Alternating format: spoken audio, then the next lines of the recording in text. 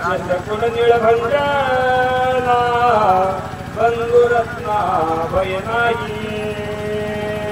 रामचंद्र प्रभू सावध होऊन ऐका म्हणले. तुम्ही असावध राहू नका आणि असे बेसावधही होऊ नका, कारण आपल्या दादाला कोणत्याही प्रकारची भीती नाही. कारण लक्ष्मण दादा कोण्या कार्यासाठी आले हे तुम्हाला माहित आहे म्हणजे, म्हणून तुम्ही त्यांच्या जीवाची चिंता करू नका. अशा प्रकारे रामचंद्र प्रभूला सुषेण वैद्य सविस्तर माहिती सांगू लागले.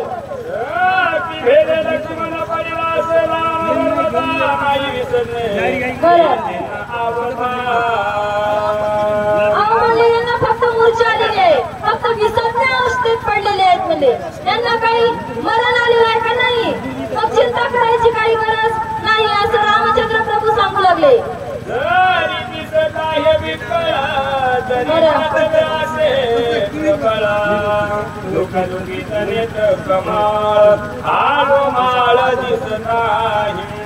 अहो म्हणले यांचं हृदय कसं आहे, जसं असावं तसं आहे आणि यांचे नेत्र कमळ सुद्धा दुखदुखी झालेले नाही, चांगल्या प्रकारे आहेत म्हणजे. सगळी काही परिस्थिती यांची चिंताजनक नाही म्हणजे, चिंता करण्यासारखी नाही, चिंता मुक्त अशी असणारी आहे. मग तुम्ही कोणा गोष्टीची चिंता करता रामचंद्र प्रभू, चिंता सोडून द्या असं रामचंद्र प्रभूला सुषेण वैद्य सांगू लागले.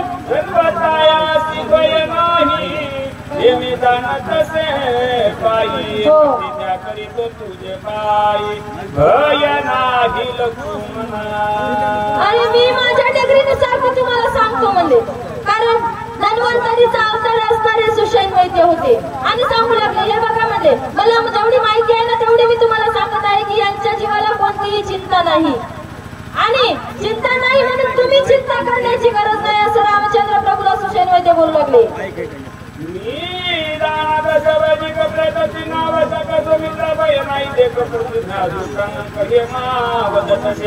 म्हणजे मी तुमच्या पायाची शरणाची शपथ घेऊन सांगतो, मी तुमच्या समोर प्रतिज्ञा घेऊन सांगतो की लक्ष्मणाला कोणताही त्यांचा घात होणार नाही.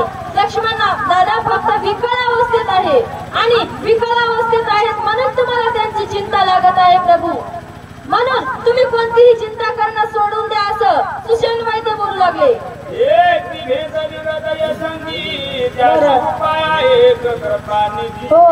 एक वेळा आम्ही दिवाशरी बंधू सुबू दिवाचरी. अहो म्हणजे काय झालेलं आहे, त्यांच्या हृदयाच्या ठिकाणी शक्ती लागलेली आहे आणि म्हणून एवढ्या विकळ अवस्थेमध्ये लक्ष्मण दादा पडलेले आहेत. परंतु याच्यावरही उपाय आहे. आता प्रत्येक गोष्टीवर अगोदर उपाय होतो आणि मग रोग निर्माण होतो. मग याच्यावर काही उपाय नाही का चिंता करायला? तुम्हाला मी त्या औषधीचे नाव सांगतो, तुम्ही फक्त आणण्याचे प्रयत्न करा, आपण दादाला वाचवण्याचे प्रयत्न करू असं सुषेण वैद्य आश्वासन देऊ लागले. औषधी येते कैशना त्या उपायाशी सांगेना. एक वेळा प्रातुनी वायुमंडन औषधी अहो तुम्हाला वाटेल त्या औषधी कोणत्या असतील आणि कोण आले हे बघा म्हणजे, काहीही चिंता करायची गरज नाही त्या गोष्टीची सुद्धा. या औषधी आणण्यासाठी आपण मारुतीरायांची प्रार्थना करू आणि त्यांना या औषधी आणण्यासाठी प्रवर्त करू. अशा प्रकारे ही सुद्धा माहिती सुषेण वैद्य देऊ लागले.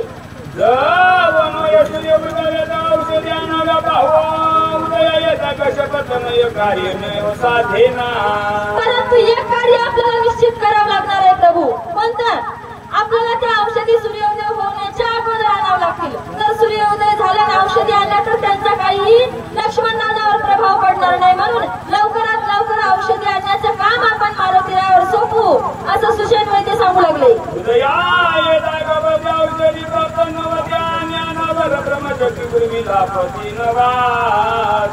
या ब्रह्मशक्तीला असं वरदानच मिळालेले आहे म्हणजे, कोण्याही माणसाला जर ही शक्ती लागली, सूर्योदय जर त्याच्यावर झाला तर तो वाचू शकत नाही. म्हणूनच रावणाने हे कपट साध्य केलं होतं, कारण संध्याकाळच्या 6 वाजता शक्ती मारली, रात्रीच्या वेळेला यांचं कोण जाणार आहे आणि औषधी कोण घेऊन येणार आहे हे कपट रावणाच्या मनामध्ये होतं आणि निश्चित लक्ष्मण मरणार म्हणून असं रात्री त्याला शक्ती मारल्या गेली होती. परंतु याच्यावर आपण उपाय करू असं सुषेण वैद्य सांगू लागले.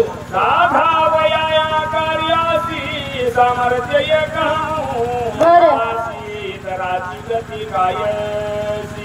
लक्ष्मणासी वाचवावया.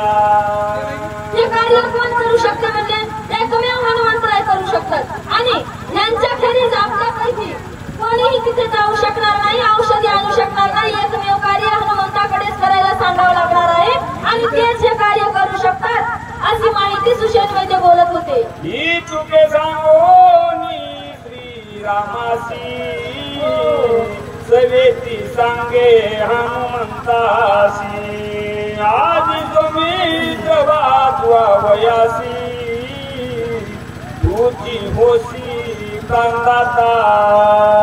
रामचंद्र प्रभूला तर सांगितलं, परंतु सुषेण वैद्यांनी हनुमंतरायाची प्रार्थना करायला सुरुवात केली. काय म्हणत होते, हे बघा लक्ष्मण दादाचा प्राण वाचवायला तुम्हीच त्यांचे प्राणदाता होऊ शकता हनुमंतराया, असं सुषेण वैद्य आता मारुतीरायाशी संवाद साधायला सुरुवात करत होते. म्हणतात बळी बोलावून वायुनंदन गुज सांगे सुषेण लक्ष्मण कडीला विषण्याची सावधान करावे. अहो म्हणले लक्ष्मण दादा विकळ अवस्थेत विसज्ञ अवस्थेत पडलेले आहेत आणि तुम्ही ह्या औषधी आणू शकता. औषधी आणून लक्ष्मण दादाला सावधान करण्याचं कार्य तुम्ही करावं अशी आमची इच्छा आहे, असं सुषेण वैद्य आपली इच्छा व्यक्त करत होते. वाचलिया लक्ष्मण रामाची सुख समाधान सुख सुग्रीवांग दादान सुख संपन्न वानर. एक जर लक्ष्मण दादा वाचले तर किती जण सुखी होणार आहेत. म्हणजे राजा रामचंद्र प्रभू सुखी होतील, विभीषण होईल, सुग्रीव होईल, अंगद होईल आणि सगळे वानर सेना सुखा समाधानाने नाचल म्हणले. परंतु एक लक्ष्मण दादा उठवावे लागणार आहेत असं हनुमंताची प्रार्थना सुषेण वैद्य करू लागले. तू श्रीरामाचा निज भक्त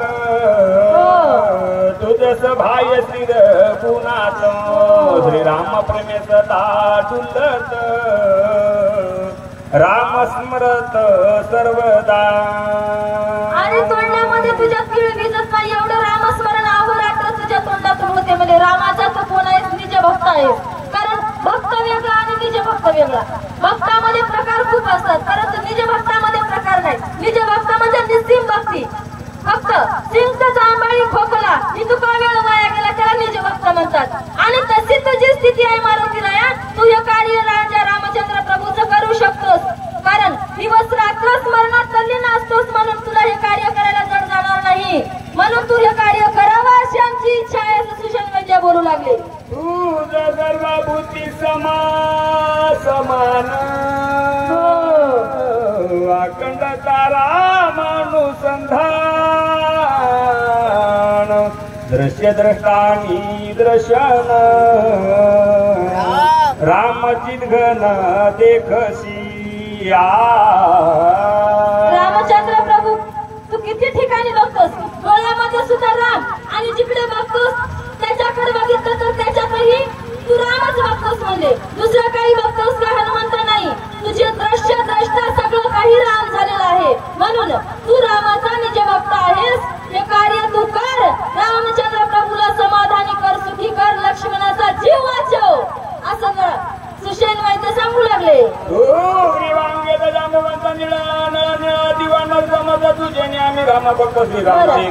सर्वदा आणि आम्ही काय रामाची अगोदर भेट घेतली होती का, आम्हाला कधी राम भेटले होते काय. कारण संतांकडूनच भक्तांना बाकीच्यांना देवाची प्राप्ती होते. म्हणजे संत उदार उदार अशा प्रकारे तुझी ख्याती आहे.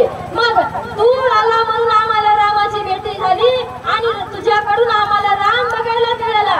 मग रामाचं एवढं कार्य करायला काय हरकत आहे. नळ नीळ अंगद जांबवंत आम्ही सगळे रामाची भक्ती करत आहोत, ती तुझ्याकडूनच करत आहोत. एवढी तुझी ख्याती आहे. मग हे कार्य काय सामान्यच आहे म्हणजे तुझ्या समोर. म्हणून हे कार्य तू करावं असं आमची इच्छा आहे असं सुषेण वैद्य बोलू लागले. तुझे नियमाची राम भेटी तुझे नियमाची राम गोची तुझे निराम देखील द्रष्टी धन्य सृष्टी तुझे नियामी. आणि तुझ्याकडूनच आम्हाला रामाची भेट झाली, तुझ्याकडूनच आम्हाला रामाचा सहवास मिळाला. म्हणून तुला धन्यता द्यावी तेवढी कमी आहे हनुमंता. सगळे काही कार्य रामासोबत जेवढा आम्हाला सहवास मिळाला तेवढा तुझ्यामुळे मिळालेला आहे. तू नसतास तर आम्हाला राम दिसले असते का, नाही भेटले नसते. सखी सखी खूप काय करतात परंतु त्यांना देव भेटतो का, भेटत नाही. भक्त जर आपल्याकडून असत तरच देव भेटतो. म्हणून तू आमच्याकडून होतास, तू आमचं सहाय्य केलं म्हणून आम्हाला देवापर्यंत नेऊन पोहोचवलं.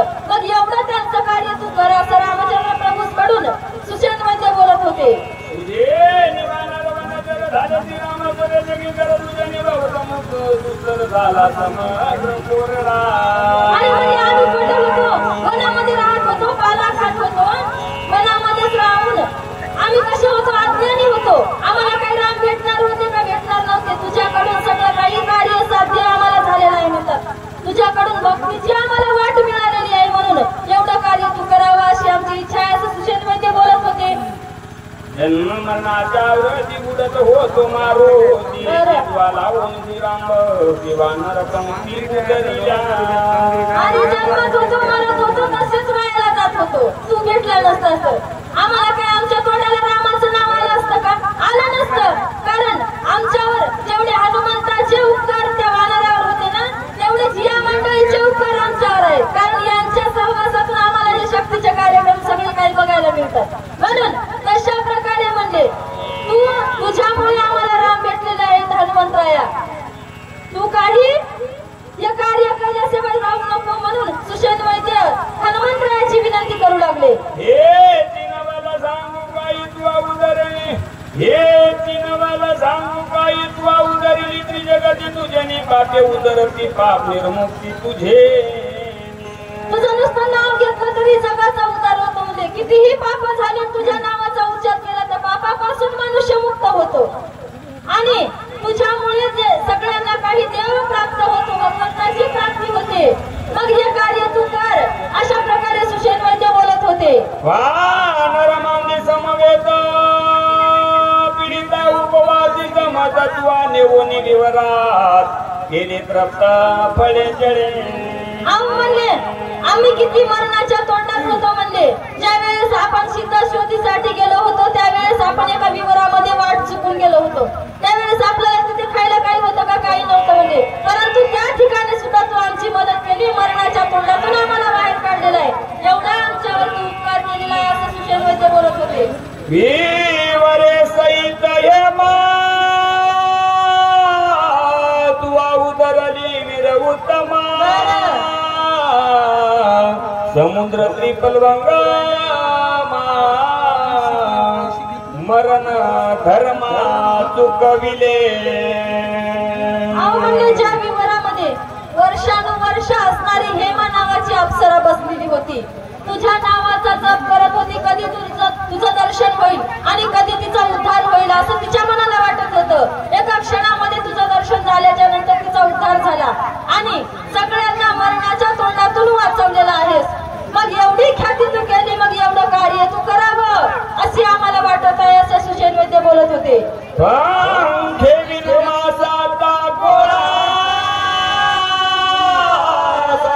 उदरिला की हेळा सुधी लावोनिया त्या काळा समुद्र जळा अक्रमिले. म्हणले सूर्याची भेट घ्यायला कोण गेले होते? जटायू पक्षी आणि त्याचा भाऊ संपत्ती. मग त्यांच्या भावाचे संपत्तीचे सगळे काही पंख गळून गेलेले होते. मासाचा गोळा होऊन प्राण कंठामध्ये आणून मारुतीराया तुमची भेट घेत होते. भेट घेण्यासाठी आतुर झाले होते. कारण त्यांना तसा उशाप मिळाला होता. त्यांना सांगितलेलं होतं की त्रेतायुगामध्ये मारुतीराया तुम्हाला भेटायला येतील आणि त्यावेळेस तुमची त्यांना भेट झाल्याच्या नंतर राम नामाचा पुकार तुमच्या कानावर पडल्याच्या नंतर तुम्हाला पूर्ववत पंख मिळतील, तुमचा उद्धार होईल. त्यांचा सुद्धा तुम्ही उद्धार केलेला, एवढं महान कार्य तुम्ही केलेलं आहे. आणि त्यांचा उद्धार करून सुद्धा समुद्र उल्लंघायला सुरुवात केली. मग हे काय कार्य तुम्हाला असामान्य आहे का? सामान्यच आहे प्रभू. म्हणून तुम्ही हे कार्य करावं असं आम्हाला वाटते. सुषेण वैद्य बोलत होते.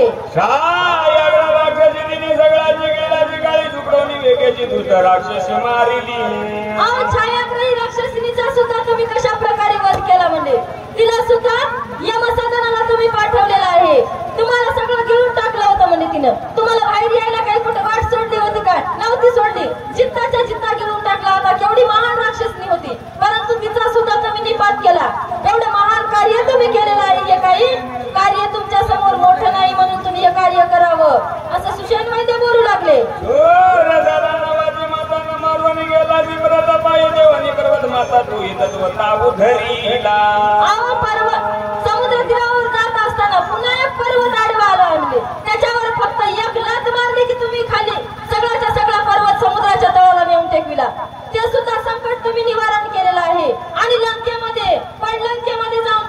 झालं. मारुतीराया, सगळे काही कार्य तुम्ही साधारणपणे सहज पार पाडले, मग यही कार्य पार पाडावं अशी आमची इच्छा आहे, असं सुषेण वैद्य बोलू लागले. कुंडलिका वरती हरी विठ्ठल श्री ज्ञानदेव तुकाराम राजा राम